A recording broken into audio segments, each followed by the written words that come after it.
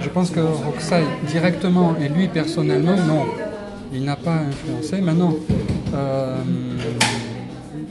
Hokusai est connu pour avoir créé plus ou moins le mot manga. C'est de Hokusai que vient le mot manga, même si c'est certainement un mot qui existait avant lui. En tout cas, c'est lui qui lui a donné ce sens de petits dessins humoristiques, parce qu'il a publié des recueils et des livres de dessins qu'il a appelés des mangas. Donc ça s'appelle Hokusai no Manga, Hokusai Manga, et qu'on peut traduire comme les mangas de Hokusai, mais alors ça n'a rien à voir avec le manga tel qu'on le connaît actuellement. Ce sont des petits dessins. Et c'est lui qui a, comment dire, si ce mot, grâce à lui, a eu une certaine postérité, moi je ne pense pas que ce soit plus que ça, à vrai dire. Je ne pense pas que le manga vienne de Hokusai du tout. Alors après, il vient beaucoup de l'art de l'estampe japonais. Mais l'estampe, c'est pas seulement Hokusai. Alors, pour Hokusai, qu'est-ce que c'était ce qu'il appelait des mangas? En fait, c'est souvent des petits dessins, des petites illustrations uniques.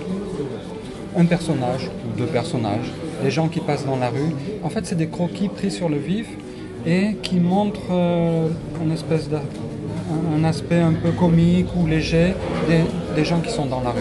C'est-à-dire exactement ce que faisait à la même époque en France quelqu'un comme Daumier ou même Töpffer. Töpffer, c'est un illustrateur suisse qui est considéré comme l'inventeur de la bande dessinée franco-belge, enfin suisse en l'occurrence, mais c'est-à-dire, et pas plus que ça, c'est-à-dire ce sont des petites illustrations qui n'ont pas de paroles, qui n'ont pas d'histoire, qui ne sont pas du tout ni des mangas ni de la bande dessinée spécifiquement. Ce sont des petits croquis de personnages qui ont une attitude soit amusante, soit décalée, ou bien franchement comique. C'est-à-dire, ils voient des livreurs de l'époque de Edo, c'est-à-dire milieu du 19e, ou enfin début du 19e plutôt. Ils les voient passer dans la rue et ils ont des attitudes, comme on dirait des portraits de Parisiens de Montmartre du 19e, quoi, exactement ça.